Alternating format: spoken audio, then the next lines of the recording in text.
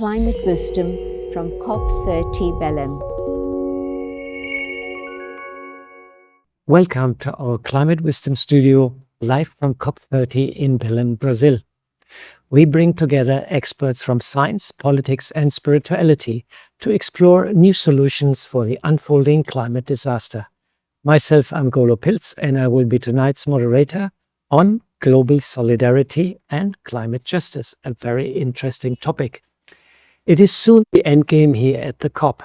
It's only 72 hours before the COP officially ends, and as usual and as being expected, we need some extra time because not everything can be concluded in this time frame.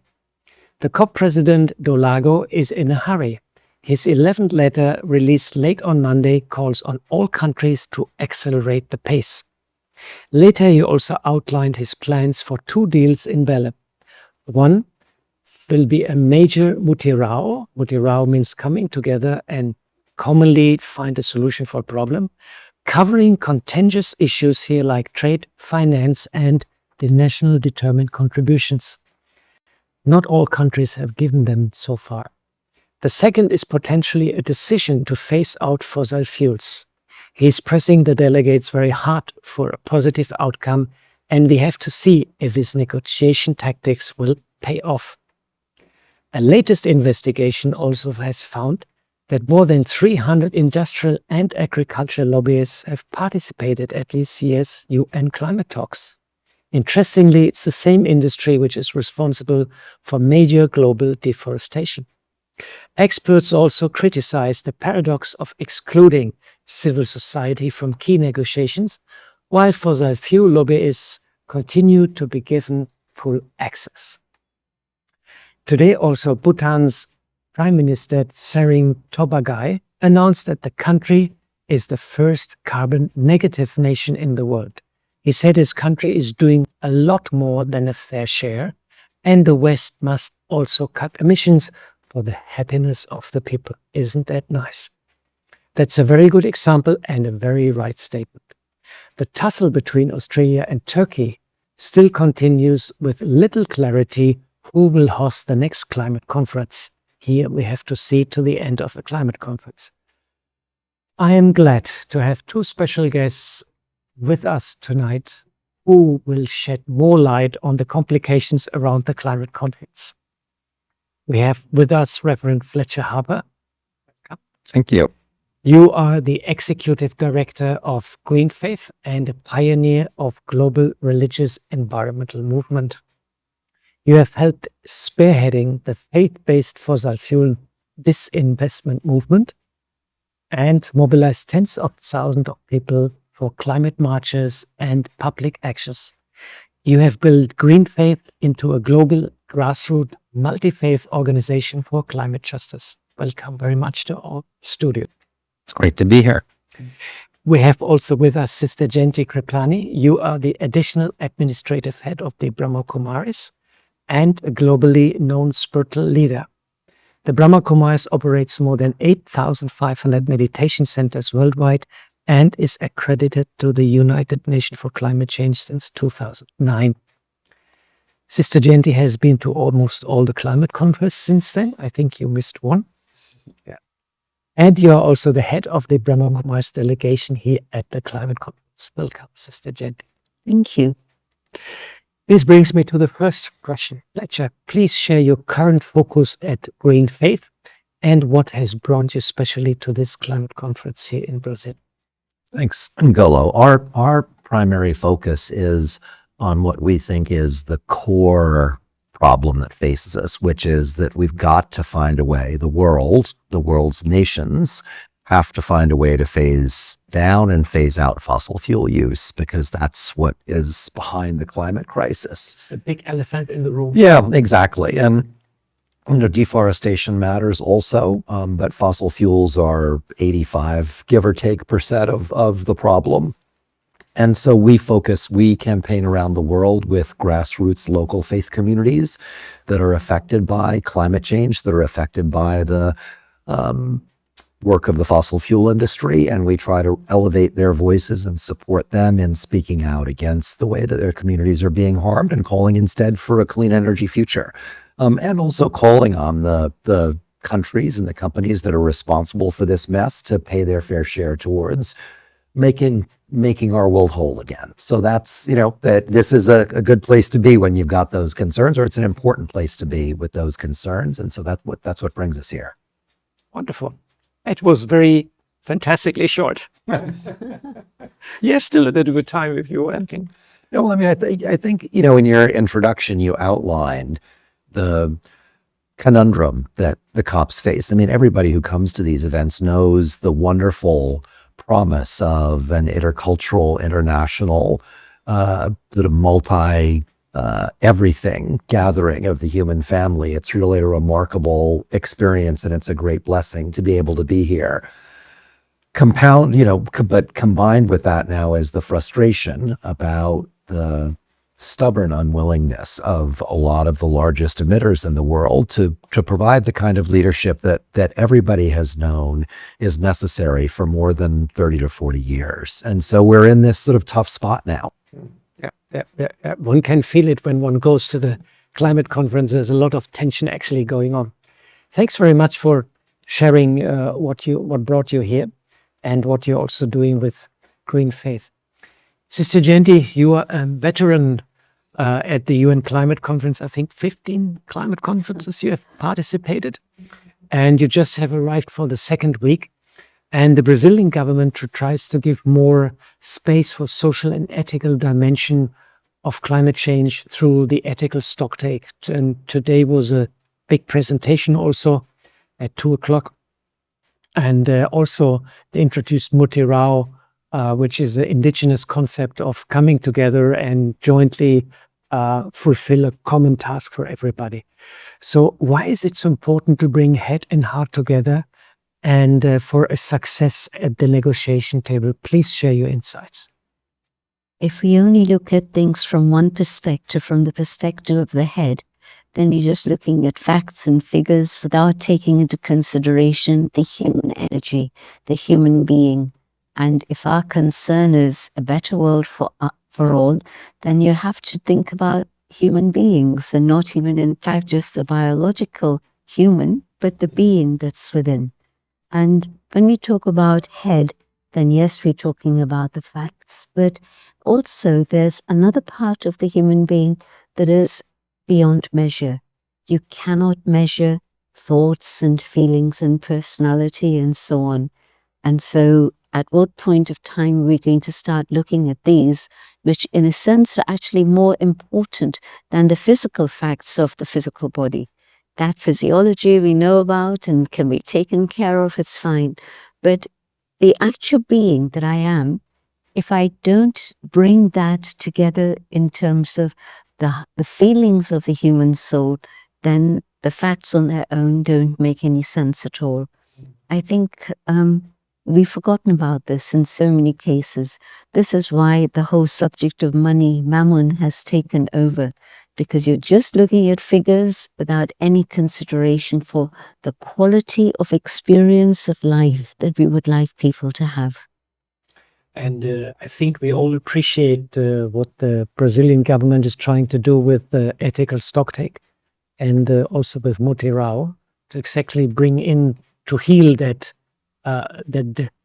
different two streams which are sort of not coming together, to bring ethics back in the negotiation table. It's a very laudable initiative. I think the minister is battling quite hard to get that through, that agenda. I just want to point out that that aspect of the spirit, the human being, spirit lie the values that we hold dear in our hearts. The love, the justice, the truth, the goodness that's there within, compassion, all these qualities are the qualities of the human spirit. But coming into materialism and consumerism, we've forgotten about these. And so those values have really got deeply buried somewhere within the soul. And of course, when you don't have values emerging in your behavior, you have no ethics to follow, which is why we hear from the scientists that they've been telling governments for decades about the crisis we're facing, and nobody bothered to listen. And now we are at the point of actually tipping over all those measurable scales. And what does the future hold? It looks very dark. But when you bring in the aspect of values, then values applied within a system or within the world out there means that you have a code of conduct, of ethics that people are understanding and following in their lives. So I think it's a very, very important step to take. So let's hope that here at the COP they succeed with the article stocktake and something real, tangible comes out. Thanks very much, Jayanti. Fletcher, we all have noted that politicians talk about timelines and targets, and faith communities talk about truth and responsibility. Given the perceived hypocrisis of world leaders continuing fossil fuel expansion, I heard that in Brazil they just allowed gave 100 concessions for oil drilling in the Amazon, if more the climate conference. So giving this continuation of fossil fuel emission all over the world, how can faith-based activism move the needle, the direction from political rhetoric to legally binding just action at COP and beyond? I know it's a tricky question, but... But it's the right question. And I think it building on what Sister Jayanti just said, it's going to require an ongoing spiritual, moral sort of upsurge of energy. I mean, when one looks at the situation that we're in, having known about this crisis for decades now, it's clear that what we're up against is something that's enormously strong. The level of resistance to change is intense and is really, I think, greater than many people 10, 15, 20 years ago thought that it would be. I think that there was an assumption that a combination of rationality and goodwill would win out. And that clearly hasn't been the case. The level of entrenched greed, self-interest, whatever one wants to call it, has really been sort of stunning on many levels. And so I think that it's going to take a real consistent uprise. I mean, good social scientists talk about the importance of sustained mobilizations within society. Sustained mobilizations, public mobilizations within society as a mechanism for creating change. You look at the great social movements, Gandhi's movement to liberate India from cruel British colonial rule, the civil rights movement in the United States, the anti-apartheid movement in South Africa.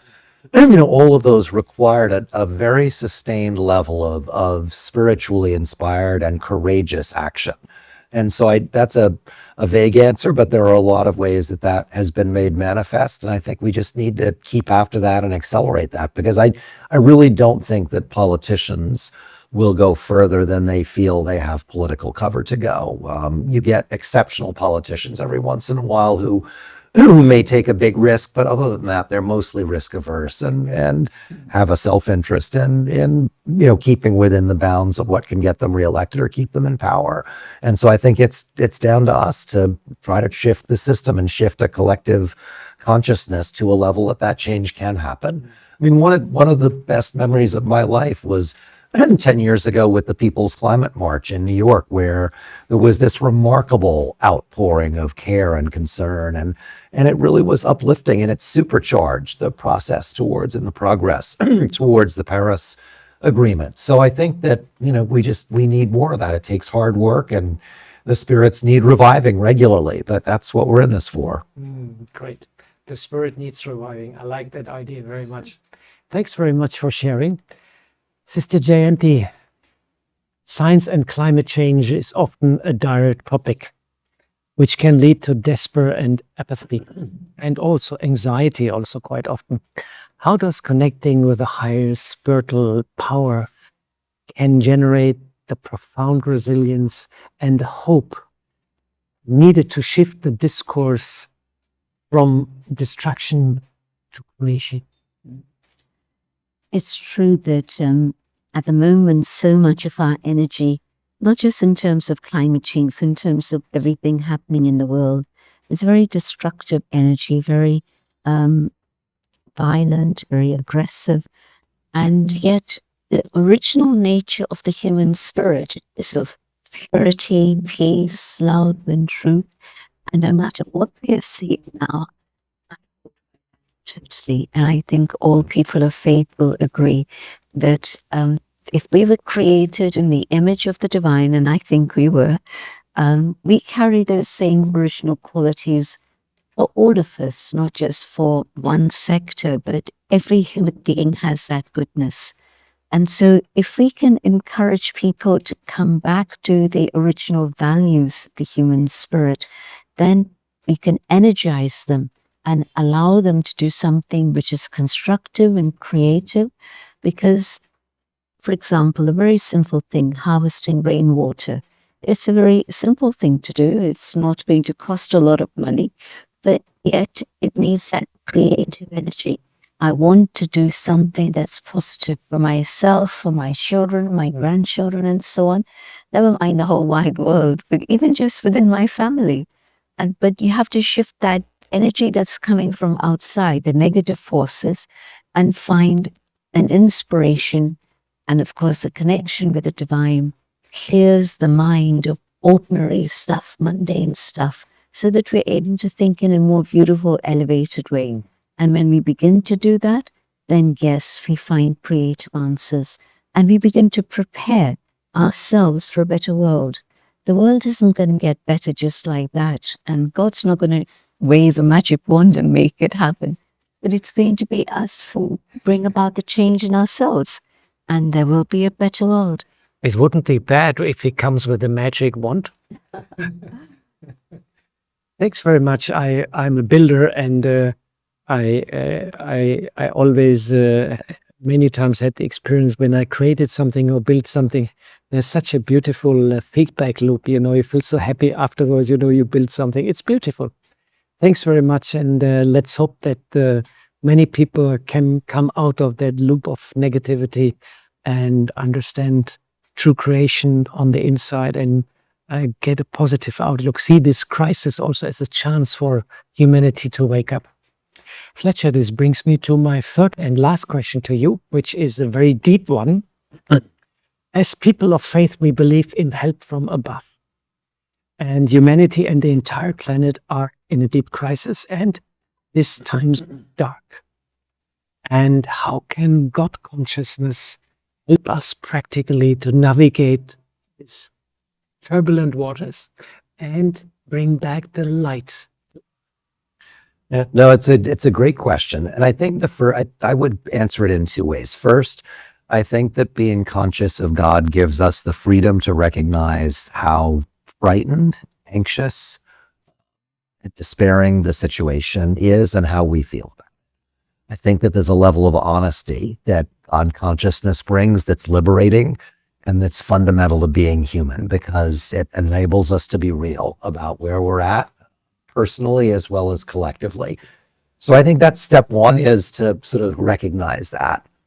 Step two is an even greater gift, because in the midst of that struggle, in the midst of the darkness, all of a sudden, through no creation of our own, there's energy, there's possibility, there's creativity, there's love, there's light, and we find a new kind of energy that is able to transform all of the difficulties and find a better way. So that's I think that without some level of spiritual consciousness, this situation that we're in now is an enormously dangerous one. And I think it can breed any combination of depression and despair, anxiety. Also, frankly, if initially understandable, ultimately an unhealthy and unredeemed form of anger too. And so I think that, we need the spiritual and religious wisdom that our traditions offer, because they give us a pathway forward in the midst of a situation that is a really challenging one. And we need that, and the world needs it. Wonderful. Thanks very much for sharing all the good insights. And time is ticking, and I hope our viewers are inspired on all the news and the insights we have heard. And Sister Jayanti, can you guide us in a short meditation bring back the light to the world and create our full potential for transformation. Thank you. Just continue to sit comfortably, but perhaps just two things. Have both feet on the ground so that then you're balanced, but also try and keep the back straight so that then there's an alertness in the mind. I'll speak out my own thoughts as we reflect and invite you to follow these ideas within your own awareness. I become aware of the shining light that I am. And as I do this, not only aware of my own dignity, but also aware of the inner state of peace that I carry always.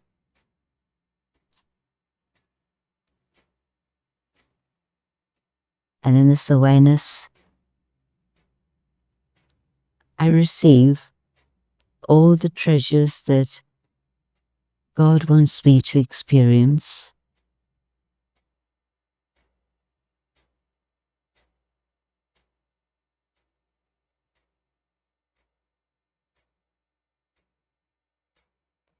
And in this awareness of that light and love, I see how all souls respond